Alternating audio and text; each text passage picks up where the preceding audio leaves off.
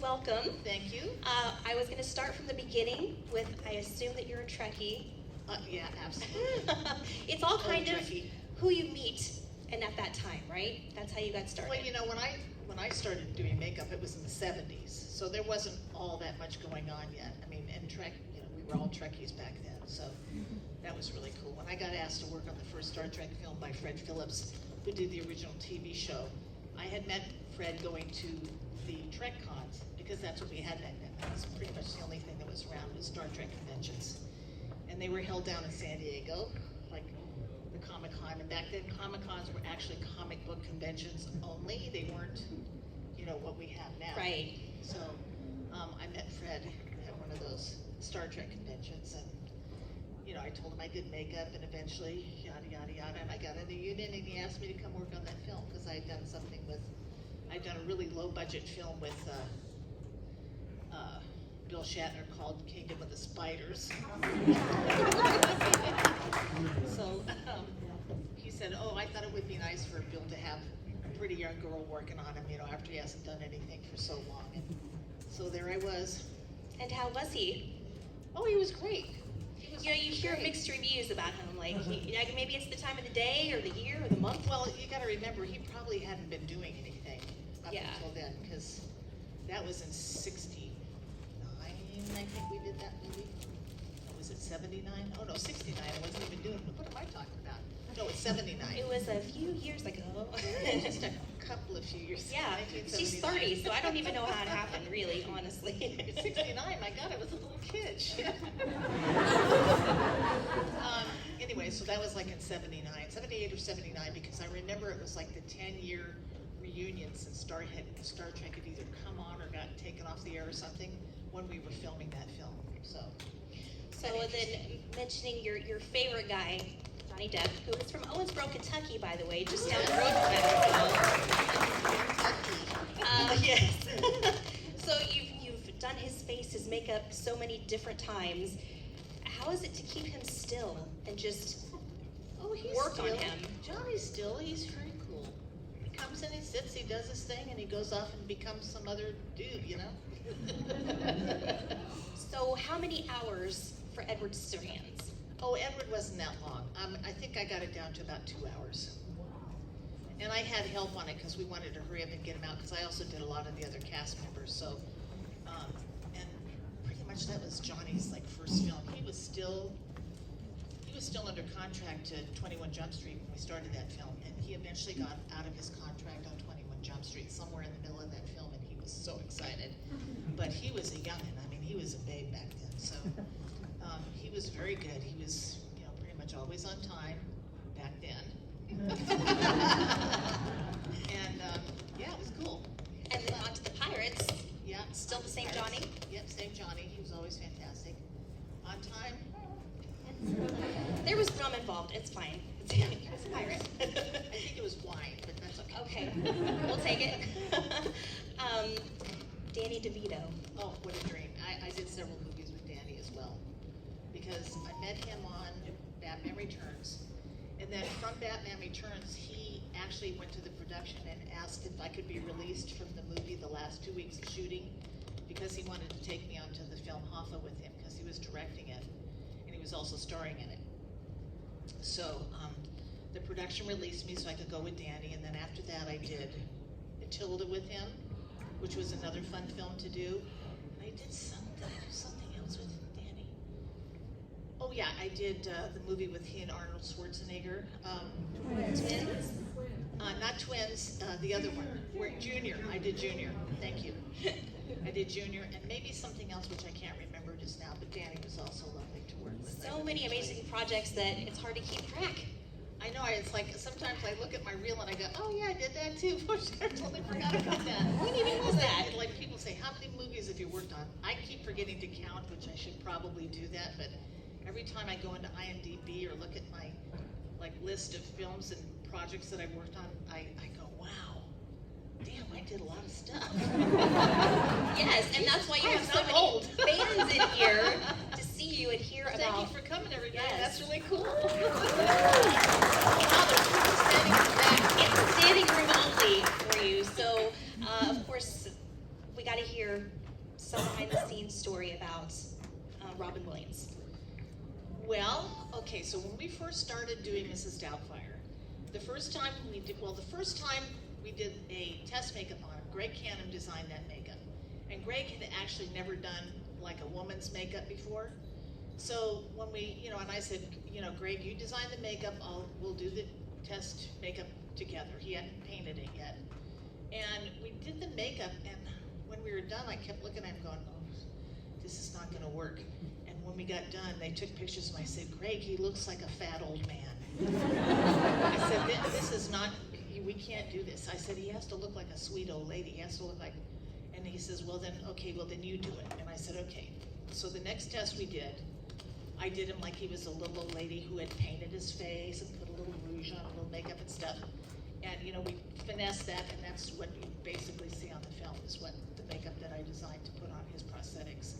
So the first time we did the makeup, actually we did a film test, after we did that test without filming it.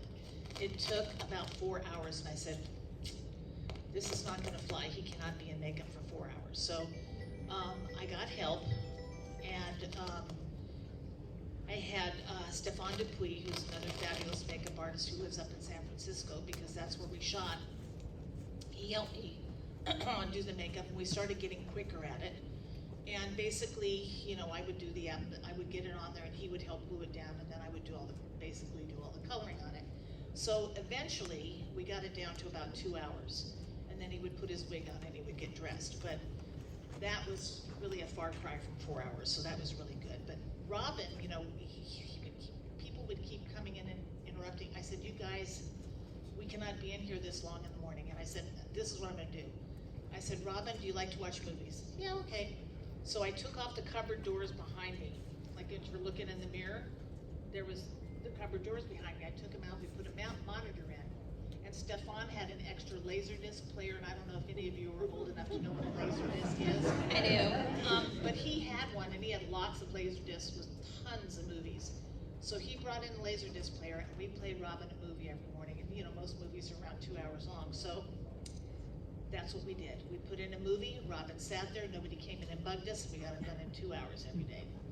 So that's my little behind-the-scenes story about Robin. Did he have a favorite movie of his? Oh, I got a cute story about Robin, though. One time we were shooting in downtown San Francisco on the streets, and pretty much everybody can walk around down there and do whatever they want. What was the scene where he's walking across the street, and the kid comes and tries to snatch his handbag, and that kid, by the way, was actually his dresser, Jimmy. So Jimmy runs across the street, tries to snatch his handbag. Anyway, Robin and I are just standing on a street corner, and this young man walks up to me and goes, hey, he said, I heard Robin Williams is here today. Is he on the set somewhere? And I said, yeah, I saw him earlier. I think he is here somewhere. And Robin was standing right next to me. I thought, that's so cool. And Robin's smiling, going, oh my God, nobody knows it's me. And nobody thought any differently. He just looked like an old lady standing on the street. So that was pretty cool. There's my Robin stories.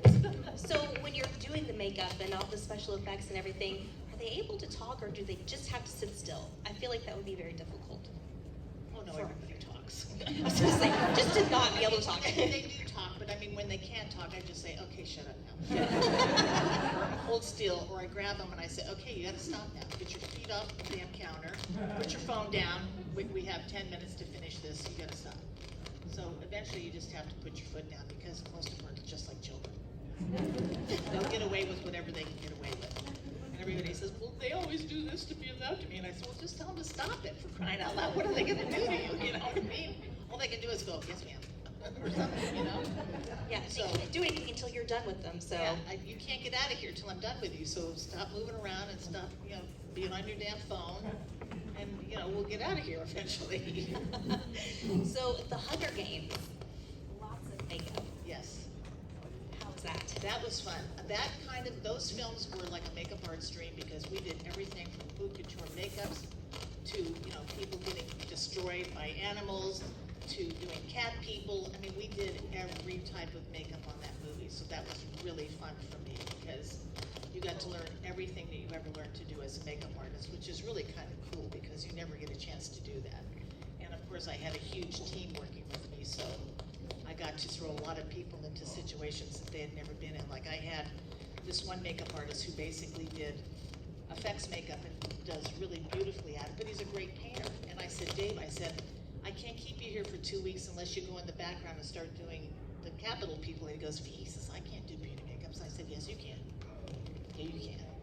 I said, I'm gonna put you right next to this guy right here, and you just watch what he does. And he actually had a ball, because he did some of the coolest makeups I had ever seen. Because, you know, it was like, do whatever you want, just don't make them look like they were wearing 70s makeups, you know? That was the only thing I said. I just don't want 70s makeups. You can do anything you want, as long as it's wild and crazy and it goes with what they're wearing. So, you know, if you're a good painter, you can do anything. It just shows to go you know? So did you grow up wanting to do makeup or special effects? No, I knew I wanted to be a makeup artist ever since I was 5 years old. My neighbor next to me was a makeup man, and every year he would make up his daughter was my best friend, of course, Nia. So he would make Nia and I up every Halloween, and I would always want to be a ghost or a goblin or a witch or some nasty, horrible thing. And she always wanted to be a fairy or a princess or all that kind of crap kids want to be, but no, I wanted to be a monster. So I remember telling him when I was a little kid, oh, Mr. Latito, I want to do what you do when I grow up, and he would always go, yeah, sure kid. Because back then, only men were makeup artists. There was no women makeup artists. The only thing that women could do in that field was you could be a hairdresser or you could do body makeup. Now, come to find out, probably about 10 years ago, I found out that there were a couple of makeup women, but they never let them out of the building. They never went on set, and they were just sort of hidden in the background. But there was a couple of gals that did actually do makeup. Marlena Dietrich had a female makeup artist, and somebody else did too. And then, of course, there was a gal who did, well, she wasn't actually doing makeup, but she did work in the lab. She did Creature from the Black Lagoon. Melissa Rogers, she sculpted that. And never got credit till just recently, so that's pretty cool. That's really cool that you've obviously now paved the way, opened doors for so many other So I'm told. women. Yeah, well, you have, because obviously if it wasn't done or they were hidden away in the basement somewhere before. Well, I was probably one of the first 5 women to get into the makeup union, and the other ones, I don't know where they were. One of the girls was actually my assistant on the film that I got in with, and she was actually the wardrobe assistant, and she helped me do makeup on the show. So when they opened up the unions, she had to decide if she wanted to do wardrobe or she wanted to do makeup. She goes, I want to do wardrobe, they stink all the time. So I think I wanted to do makeup, so she came in as a makeup artist. But I was also probably one of the 5 people in Los Angeles who actually did makeup effects. So when I came in, not only was I, a strange person to be in there being a woman, but I also did makeup effects. So sometimes I would get hired day playing on shows just because they wanted to stare at me. They were like, we're gonna check this broad out here, you know what I mean? So I remember I went to work, I was day checking. That means you go in, you work on a day here and a day there on different shows. Like I was like on 8 is Enough and The Love Boat. And then I got called, I remember one time I got called to go work on Dynasty. And it was an older gentleman who was head of the department. So I came in the morning, he looked me up and down, he goes, okay, and he handed me a bag of sponges and a box of pencils. Now back then, for eyebrows, we used these lead pencils, they were slate pencils. And you had to sharpen them with a razor blade. And only the old timers knew how to do that. Well, because of Fred Phillips, this guy that I had worked with, I told you about that did Star Trek, he had trained me to do a lot of cool stuff. Like he taught me how to do all that stuff. He taught me how to cut sponges, how to do the pencils. So I came back in about an hour, I'd done the whole bag of sponges, all the pencils, and the guy looks at me and goes, he said, did you need something? And I said, no, I'm done. And he went, you're done? And I said, yeah. And he said, well, okay. And so he said, well, go get the stuff. So I went and I brought him back the pencils, he opened them up and he goes, wow. He said, you know how to do this? I said, yes, sir. I was taught by Fred Phillips. He goes, okay. He said, you'll be back tomorrow. So I came back the next day and I was there for a few days. And then 2 weeks later, he called me and he said, we'd like you to come in and do, take care of, oh my God, what's her name? Whose sister is the author? Who's the star of Dynasty? What's her name? Come on, you guys. Joan Collins, thank you. So we'd like you to come in and do Joan Collins' makeup. And I said, huh?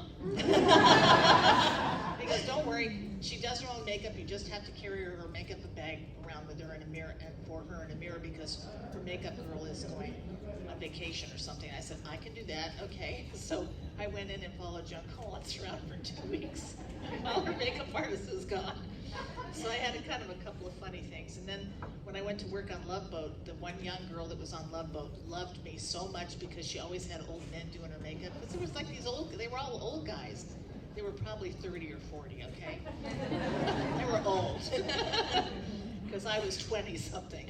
And she goes, you have to come back, please come back and work on our show. And I went, oh, thanks, I don't think I can do that. And and blah, blah, blah. And then I went to work on the A-Team. And I did 3.5 seasons on the A-Team. And the only reason I stayed there was because we were never in a studio.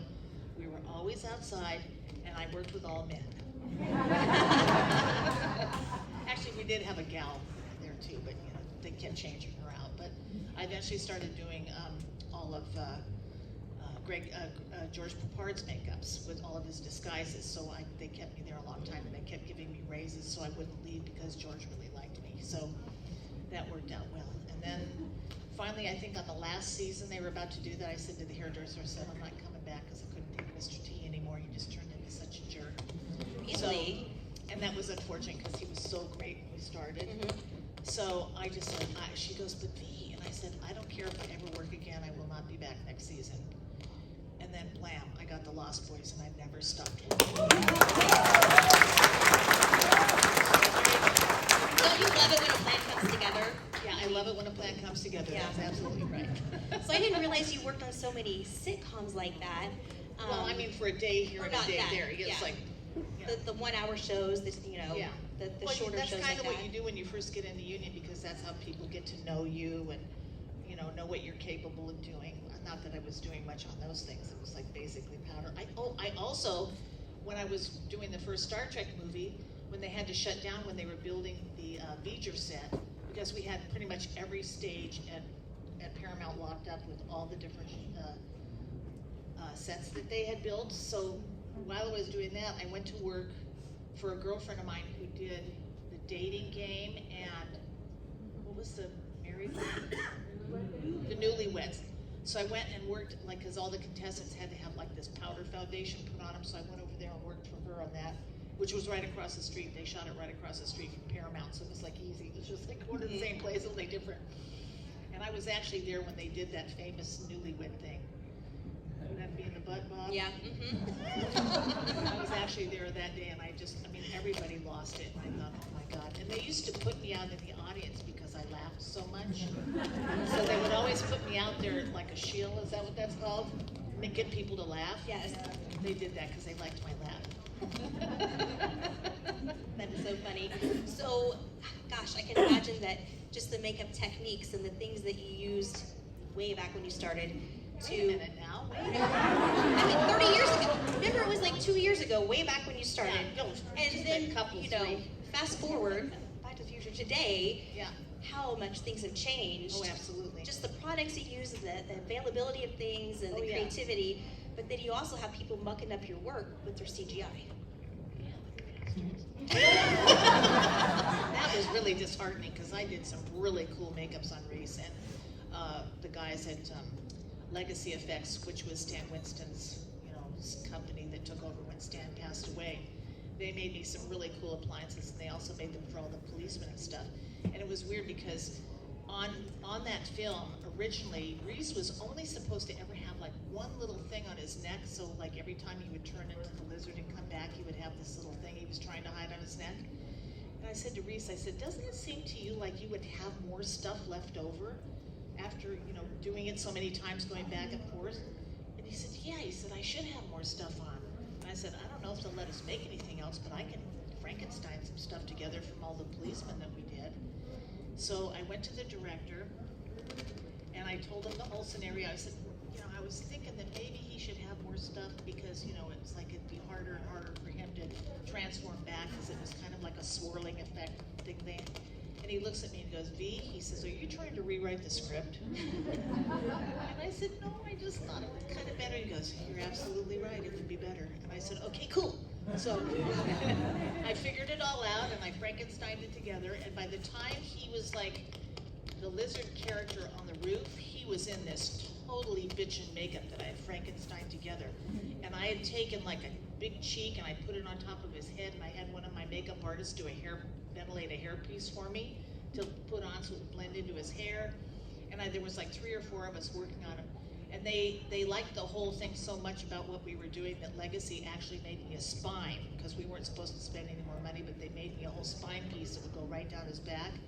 So between all of the stuff, like there was transfers, there were silicone pieces, so he was like, his whole torso was like pretty much 2/3 covered in prosthetics for this, and it was really a cool makeup.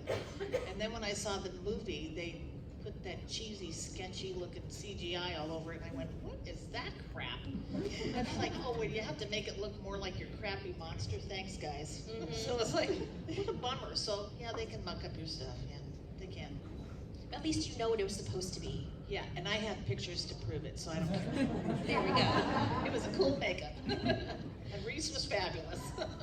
I have to ask you about the set of Spider-Man, because my son is a huge Spider-Man fan. He's sick today, so any behind-the-scenes stories that I can share with him? Well, that was a Spider-Man story. As far as, right. What else would you want to know? Let's see. Oh, well, the scene where Andrew was like, he comes into Emma's bedroom at night and he's all messed up.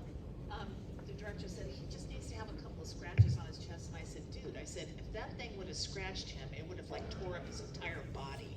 So I literally sat Andrew on the set, and my assistant and I put those big gashes on his chest. We did it with like scar material.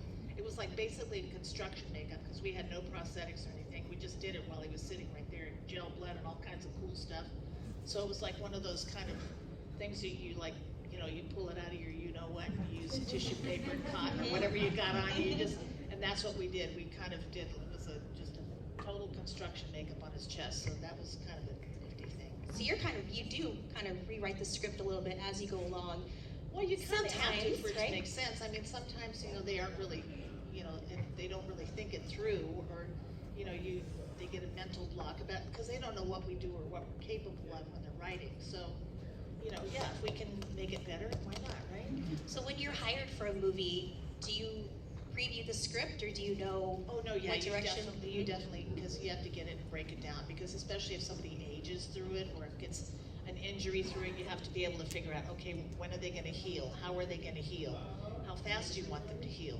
And also you have to remember, like, shooting days and movie time is different than real life, because in a movie, it might be, Monday of one week, and then by the time you see the person, it's like Tuesday of 3 weeks later. So you have to see, or the next week or whatever. And then sometimes they don't care, and they just want them, especially if it's a woman, they want them to heal really fast. So for some reason, women heal in order fast. If they have a black eye, it's gone in 2 days, you know what I mean? I don't know how that happens, but.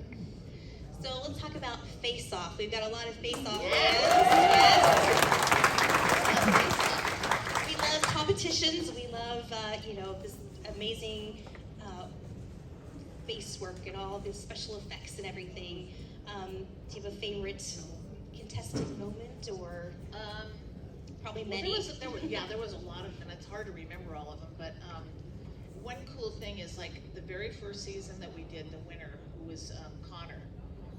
Connor actually lived in North Carolina, and I found that out like when we were all at Monsterpalooza, which is a really big convention out in California, and he was still in Los Angeles, so he went to that convention. And this is when I found out that I was going to start the Hunger Games. So while we were at the convention and he was with all of his buddies, I walked up to him and I said, hey Connor, I said, how would you like to come work on a movie with me? And he like lost it. Yeah. So I took Connor to work with me, and he actually worked with me on a couple of them. And he did an awesome job, so that was kind of really cool. And then Tate worked with me on Spider-Man when we were in New York. So I have actually been able to use some of our contestants that got in the union eventually. So that's really cool. But I run into those guys all the time. I see them in LA because I live in Los Angeles, and a lot of them go to the conventions in Los Angeles, and I get to see them and touch bases with them then. And that's really fun. And then I've run into like other guys that like in Chicago. I see his face. I can't remember his name. He has a school now in Chicago. Anthony. Yes, Anthony. Thank you. Anthony. I see him occasionally. So that's always fun. It's always fun to see those guys. Yeah, all the up-and-comers, and then, Yeah. you know, of course, they're, again, being inspired by you, and then getting hired, getting, you know, the jobs and everything. Yeah. Is there a project that's, like a dream project you wish you could have worked on? Oh yeah, I was given the script to one of my favorite all-time movies, which was, just went out of my head, how can that happen? This happens to me every day, it's fine. This is what old age does to you. It's 2 words. Shawshank Redemption. And the producer on that show was a friend of mine, and I was visiting my mother in Montana, and they sent me the script, and I read it, and I said, this is the best script I've ever read. And I said, but I really think this would be better with a man makeup artist. And he said, really? And I said, yeah, I just feel like, because they're in so many prisons, and there's so many men, and there's like gonna be like no women on the set, and I thought it would be a distraction, because I was still really young and kind of halfway decent looking and stuff, so I thought it might be a distraction. So I thought, well, so I said you should call Kevin Haney to do the job, who's like an amazing makeup artist. So Kevin went and did that, and then the movie came out, and I saw it, and I went, God damn it, why didn't I do that? It was like my favorite movie that came out that year. The other thing was the Thriller video. Every effects makeup in LA was working on the Thriller video, and I was on the A team, and I couldn't get off because I couldn't find anybody to replace me. Oh my gosh. Because everybody was working on the Thriller video. You can't call in sick, you're like, I just can't. And the union said, it's okay, V, if you want to double check. This is like when you go and do 2 jobs in a day, and they don't like you to do that. In fact, it's illegal. They said, you can go ahead and work on the Thriller video at night if you want to. And I thought, gee, thanks, you're going to let me work 24 hours a day. Oh, nice. It only would have been for a little while. Right. Who needs to sleep? So that's another thing that I'm really sorry that I didn't work on, was the Thriller video. And then any, like, newer movies that you're like, you know what, I could have done that better. No, you know what, I enjoy that there's so many good makeup artists now. And, you know, they do such incredible work that, no, I don't think there's anything new that I would have liked to have worked on that I didn't work on. Okay. And I'm kind of retired now. I say kind of retired because I'm doing more now than I did when I was like, geez, how did I ever have time to work? I'm so busy all the time. But, you know, now I get to come to conventions, which I never could do before because I was always working. And I'm teaching classes, and I'm teaching makeup artists that are already working makeup artists, which is really cool because I'm helping them to get better at their craft, you know, so that they can focus on certain things. And that's really cool. And then I am coming out of retirement this year to do a movie. For what? For some friends of mine, so it's a little low-budget movie, and I told my agent, I said, don't take me off your roster, because if a really good Western comes up with some really cool people that I like, I'll go do it. Well, I haven't heard from her, but Westerns, I think, are having a resurgence. But anyway, so a friend of mine called me up, who I've known for about 8 years now, and said, V, we're doing this Western in Austin, and it's got vampires in it, and I need you to help me find a makeup artist. And I said, look no further.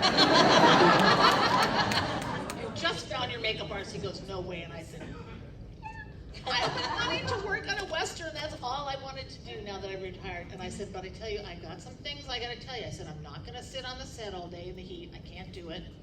I said, I will be there all day long. I'll come to the set for close-ups if you need me. If anything goes wrong, I'll help you get all the prosthetics. I'll do everything you need. But yeah, and he goes, oh my God. He said, fabulous. He said, if you don't like the hotel we're staying at, he said, I'll get you like a, what do you call it? One of those. An Airbnb? He said, I'll get you an Airbnb, whatever you want. You know, you can bring your boyfriend. You can do, I went, okay, I'm good. I'll stay at the hotel probably. It's going to be fine. I'm not precious. I just don't want to sit on the set all day in this hot sun. I can't do it anymore. So I am going to come out of, it's called Home. It's the name of the script. We're going to shoot in Austin, we're shooting in the little town outside of Austin, Texas, which is actually a living museum. They're only open on the weekends, so we're going to shoot there during the week. And yeah, so that's going to be fun. And what else? So how many conventions are you doing a year now? Well, hopefully I want to do one a month, but I don't think I'll be able to do one a month. Maybe one every other month or so. Sometimes it's like clustered. You'll do 2 in 1 month, and then you won't do anything for a couple of months. Depends.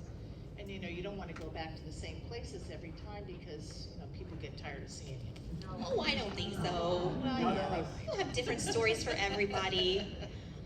We have so many, obviously, people interested in this audience about special effects makeup and probably how to break into the business and what are the requirements and how do you go about that? Well, first of all, before we do that, I have to pitch my convention that's going to be next year. I hope that's cool. Yes, okay? go, yes. I am doing a V's Vampire Weekend. It'll be in Los Angeles in March of 2025. And it's a completely vampire-themed convention.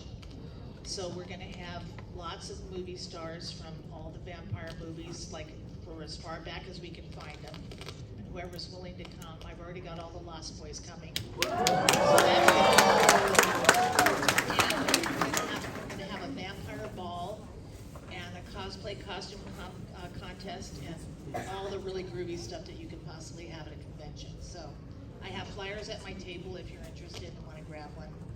And then how do you get in? Well, first of all, you got to go to school if you want to be a makeup artist. There's just too much to learn now, and the technology is advancing so quickly that you really have to go to school to learn how to do this now. There's only so much you can learn off of YouTube videos and stuff. And if all you ever want to do is like have a YouTube station and do stuff on Instagram, that's one thing. But if you want to work in films, you really do have to go to school because it's a totally different type of makeup. It has to be realistic. There has to be a reason for it. You have to know why. Why did that happen to them, and how did that happen? It has to tell a story.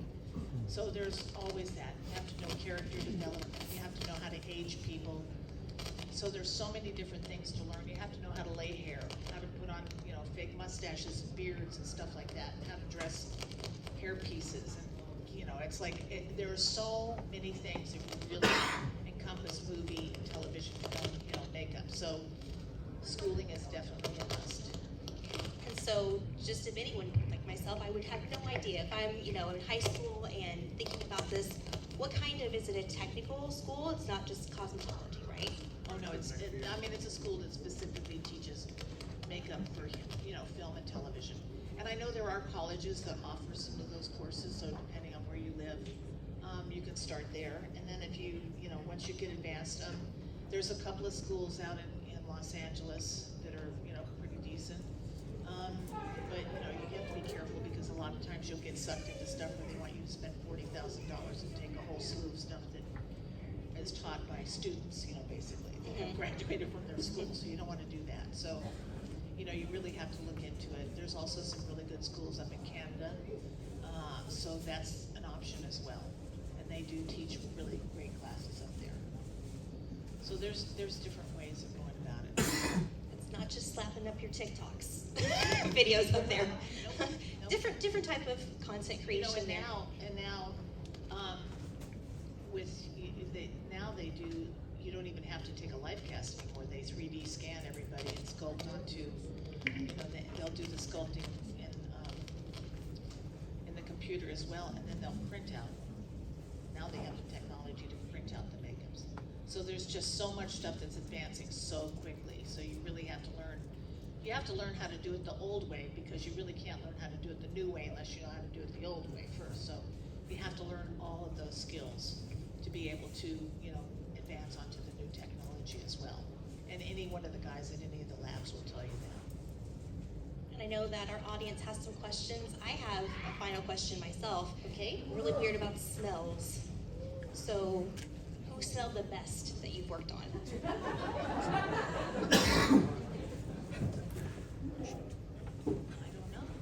I don't know. You're so close to them though, and you can just. If they smelled bad, I told them to go take a shower, so I don't remember that. So who is that then? Who smelled the worst? Well, I did this movie, I was just talking about it the other day, and it was through no fault of their own, because it was just, I did this film called Amistad, and we actually, the producers had brought a lot of African-American gentlemen up directly from Africa, because most of our dark-skinned people here have been, Americanized looking, and they don't look, like Africans, Right. like the slaves used to look. So they actually brought some Africans straight from Africa, and I don't know what it is, but sometimes the guys wouldn't bathe all the time, and we would have to go tell them to go take showers because the odor was so pungent. It was like, and we're locked in a little box, and I said, okay guys, you guys have to go take a shower. And if it dropped below 80 degrees, and we were shooting in Rhode Island, and it was freaking cold. So they were wearing these down jackets, and I was just, at one point, I almost couldn't take it anymore. We had to leave the doors open, we were freezing our asses off, but you couldn't breathe. So. See, smells are very important. So And that's another showers. thing. It's like, we used to burn candles in the trailer anymore, and we stopped doing that because a lot of people have, allergies to certain fragrances and, even organic stuff. And it's like, I was doing a film, Death to Smoochie, and Edward Norton was allergic to, lavender or something. I used like a totally organic something or other on his face, like an astringent or something, and his whole face lit up like on fire. So you have to really be careful with products as well, which is another thing that you learn in school, is like what not to put on somebody, how to test the skin before you use it, because it took like about a half hour for me to calm down his face even after we washed it, it was like, so he didn't even know he was allergic to it, it was like the oils and the organic oils in this, whatever it was I used, so. How do we get off on that one? Oh, Hey, smells, yeah. Smells and then rashes. I was gonna lead into that too, like weird, if anyone had ever had any type of reaction from. No, but I did have somebody who was claustrophobic and didn't know it, and they were wearing a big old makeup job. The last film that I worked on with Woody Harrelson and Kevin Costner. So Kevin Costner and Woody Harrelson were playing the two detectives that were they were Texas Rangers that were brought out of retirement to go chase Bonnie and Clyde.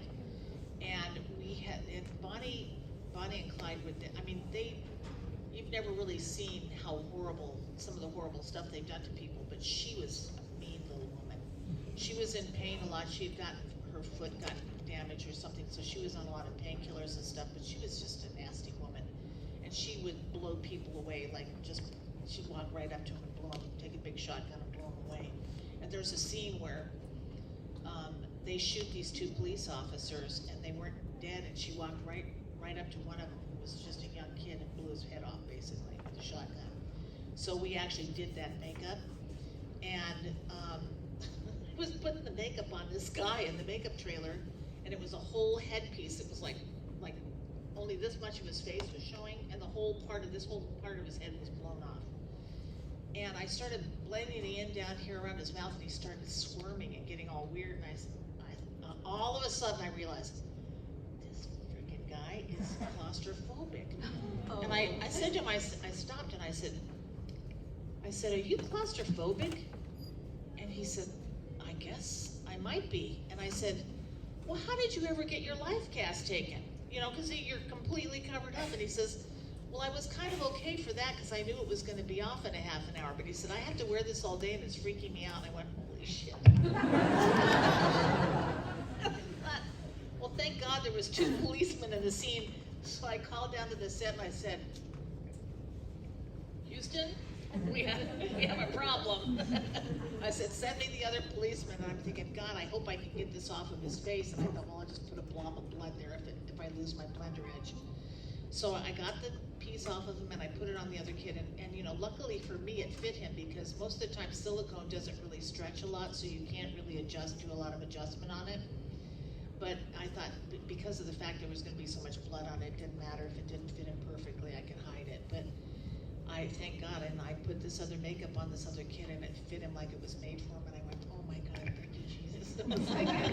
Because it was a long makeup job, and here was this guy, and so we just put the other guy out, he put the hole in his chest, and put the other kid on the set, and then we took him out there and started pouring blood all over the place. And he was fine. I took pictures with him later on, smiling. But yeah, that's freaky to meet somebody that went through the whole process and then found out that they're claustrophobic. It's like, oh my God.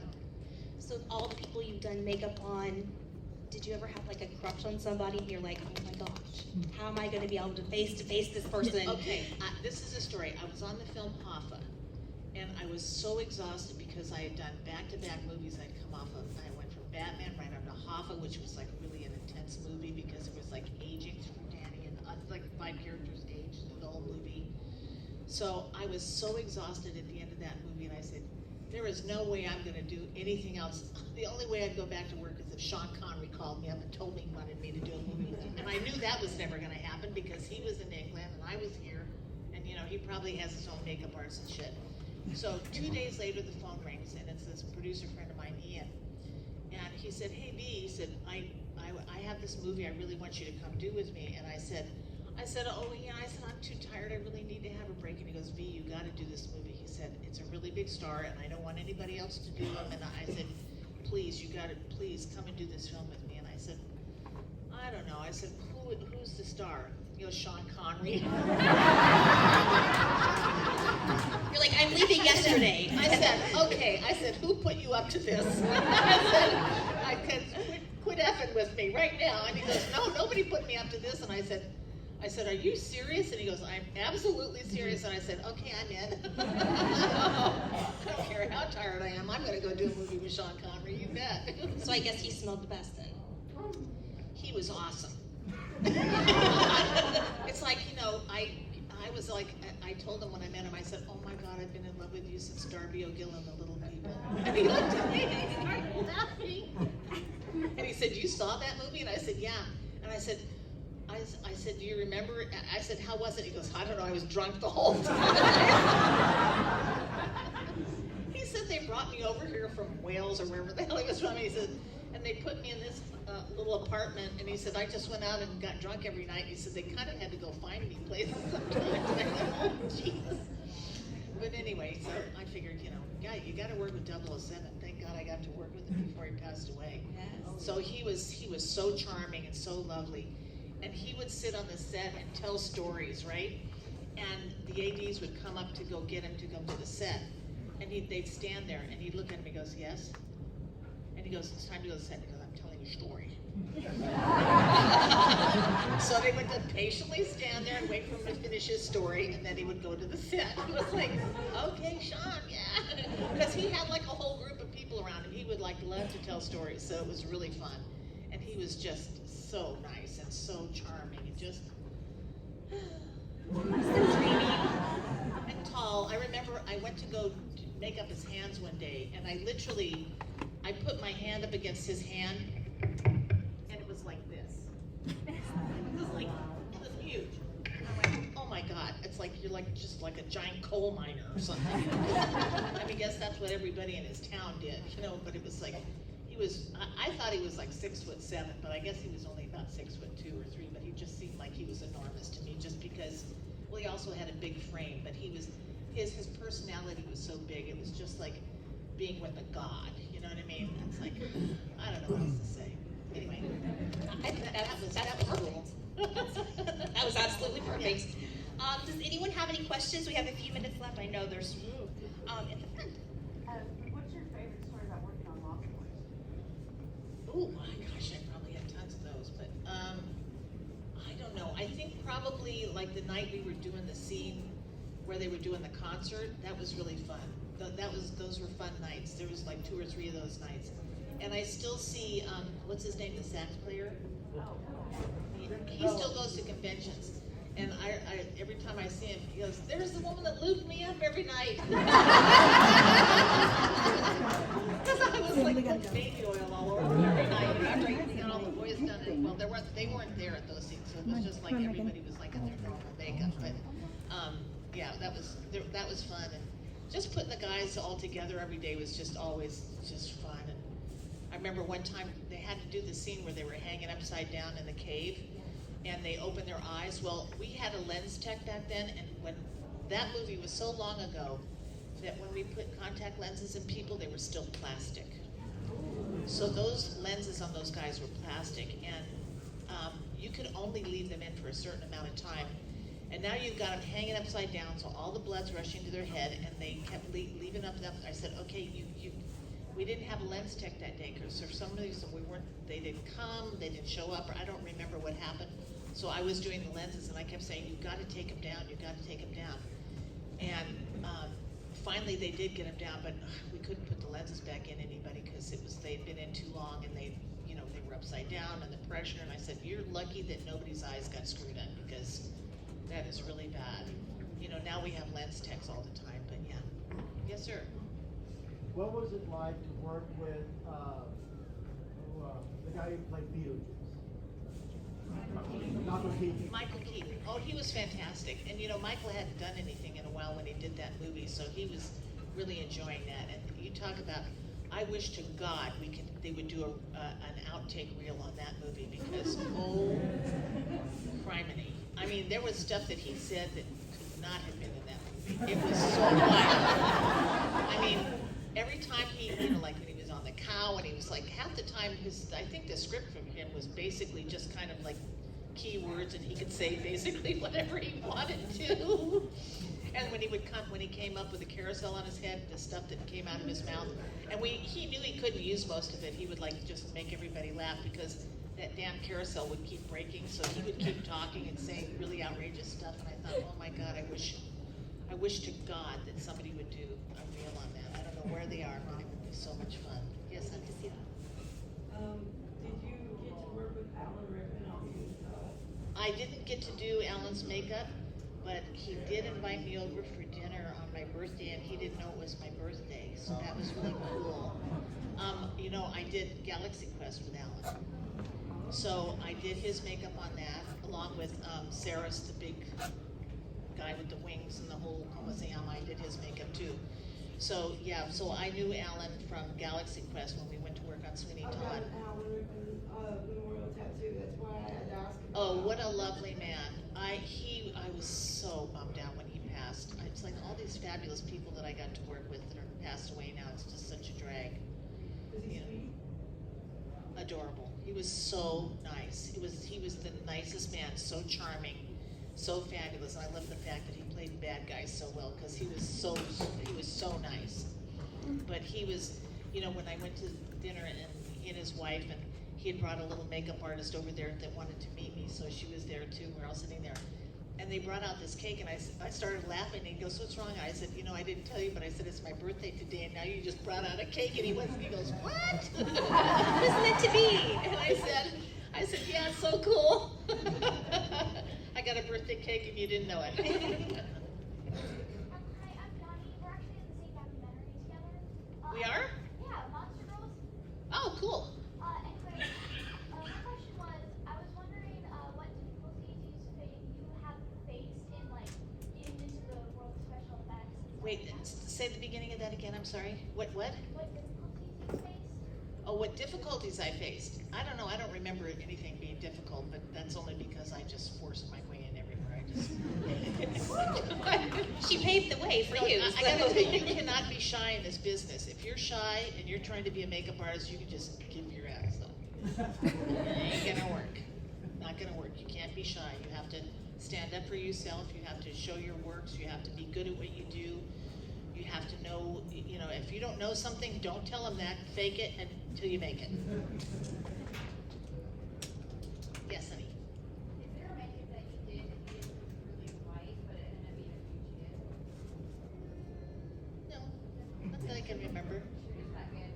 No, just I got lucky. Way in the back. Hi, I had two questions. You only get one. Who's your favorite Batman? Oh. I wondered that as well. Well, I worked with three of them, so I did work with three of them. You know what? I don't know. Funny enough, I really loved working with George Clooney. He was amazing. I love George. Val Kilmer was an asshole. I just gotta say that. He was mean to the crew, and I didn't like that when he was in the costume, so that was not good for me. Michael was great. He was good, but I kind of really liked George Clooney. I don't know why. He was just fun. George was really fun. And the other guys that I didn't work with, I don't know. I'm not gonna make a judgment. Well, what about as far as as a Batman? As a Batman? Yeah. Oh, I thought that was the question. Well, Is Clooney the best Batman? I don't know. I mean, you know, it depends on what you like and what kind of thing you want to see out of Batman. If you get into the darker stuff later on, oh, I don't know.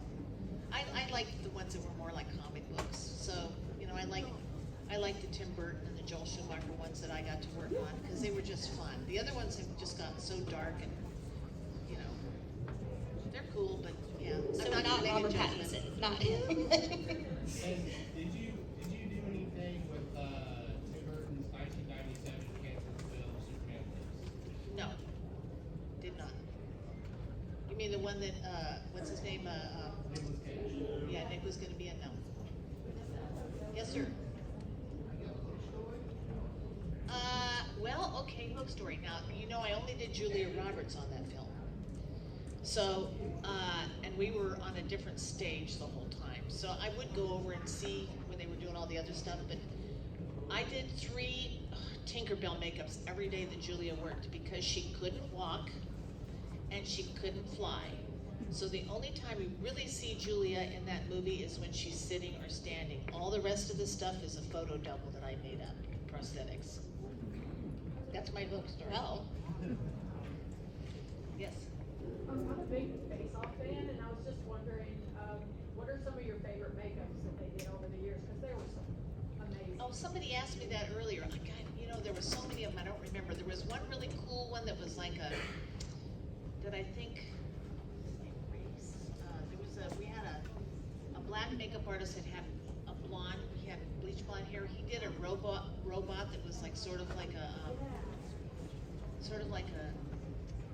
fire engine type of a robot.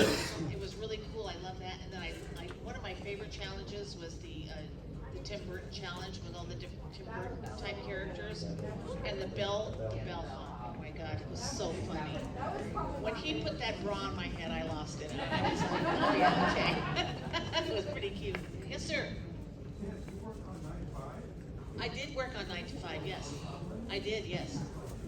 She was pretty great. She's intense. But I worked with Lily for 6 years after I did that film with her, because I did all of her TV specials as well, where she won all of her Emmys, so I did all of her characters for all those. So, yeah, she was a trip. She's intense, but she's a really cool lady. Very talented. Yes, ma'am.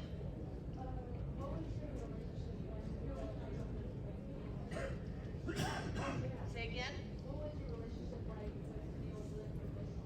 Oh, we were all friends. It was great. We had a great time together. Yeah, we did. It was really fun. We were like a whole family.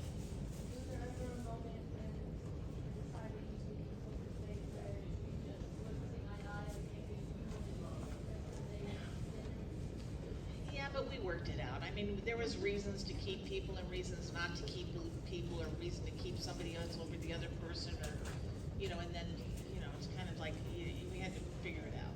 Yes, ma'am, in the back there.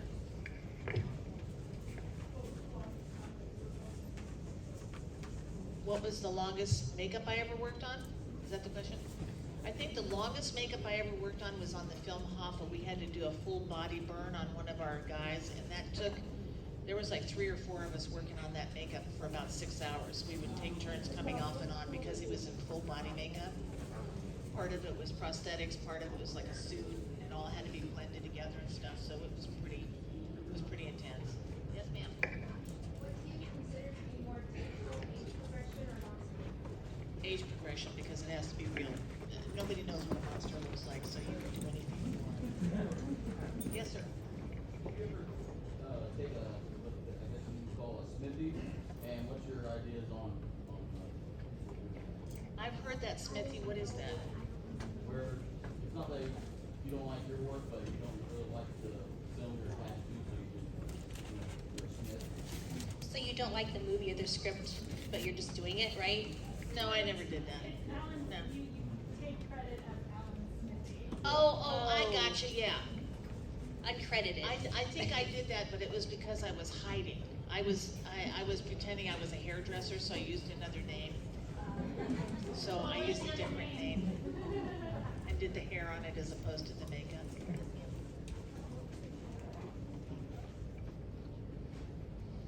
God, That's, Is there one?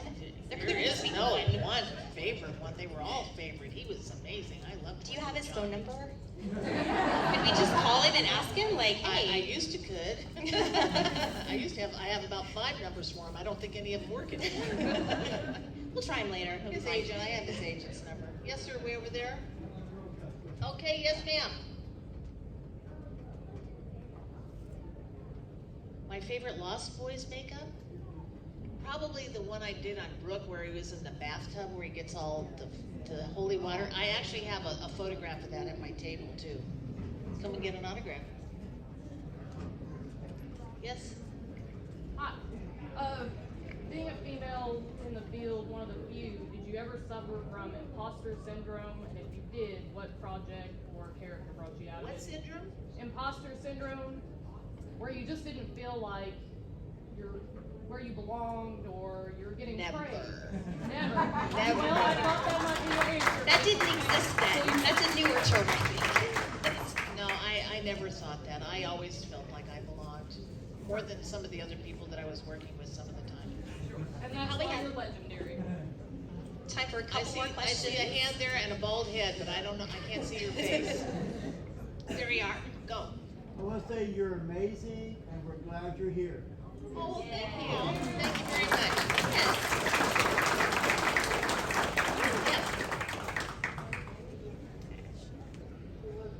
She wanted to know what my favorite movie set to work on was. You know, for the longest time, I used to say The Lost Boys was my favorite movie, but then I did those pirate films, and there's nothing better than being on a ship full of pirates. But I've had a lot of good, I've been on a lot of good films. It was really a blast to work on The Hunger Games. The whole crew, I got to see the kids grow up, and it was really fun. It was really great. But I've been fortunate enough to work on so many really fabulous movies, and I just feel blessed that I've had such an incredible career. So I don't know that I can pick out just one. Do you have like a museum of all your stuff at your house, a memorial? No, I do not. I probably should, like so many other people. I just don't have room for all that shit. I have a lot of pictures, but they're in a book somewhere, you know? Yes. Do you have a favorite film of all time that you worked on? Oh, somebody else asked that. No, I don't, honey. Oh. I'm just lucky to have worked on so many great films. Yes, way in the back? Who are some of your favorite actors you have worked with? Well, I would say Johnny was my favorite actor. Aside from Sean. Yeah. Yeah, it's fine. You know. I mean, you know. Yes, ma'am. I could do a book with all your pictures. You know, I have been pestered about that for many years now, and now I've gotten so busy, I don't know when I'm gonna have time to do it, but I am gonna do a book eventually, yes. Yeah, I'm gonna do some. Yes. Oh, Tim was fabulous. I loved working with Tim. He's so creative. I have a shorthand with him, so it's like really great. But yeah, he was pretty great because he just like let you do what you want within his parameters, and everything worked out wonderfully. And he made the set fun to be on. Yes, way in the back.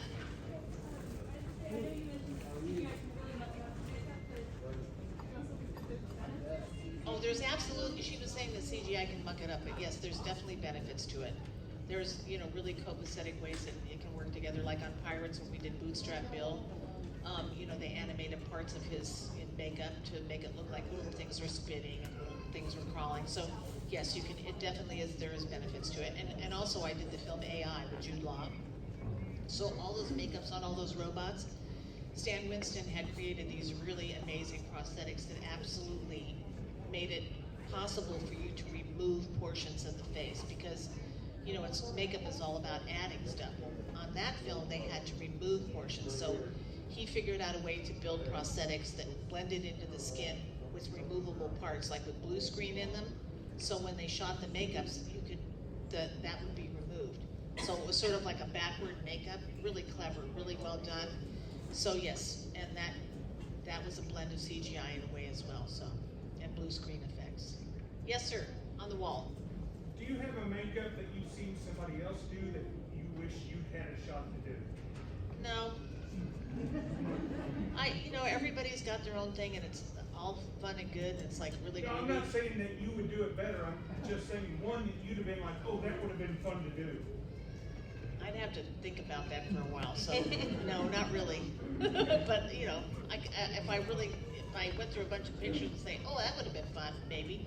Yeah. I just don't have one on the top of my head, though. So we have time for one more question, just to keep everything. We have another panel coming in a little bit. Okay, well, are we To done? stand I up. don't see any hands. Do you I think I see one, it's just in the glare, with a I hat. can't see. Oh, There we Do go. you think there's gonna be a reboot of Face Off?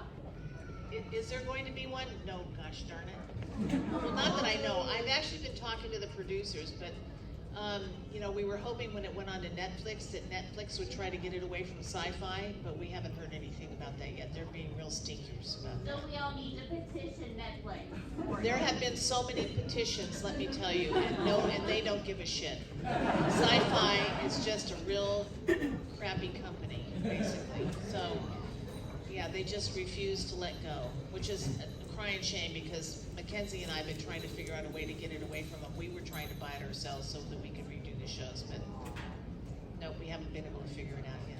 Thank you. Thank you, everybody. Well, thank for all you your for coming. Yes.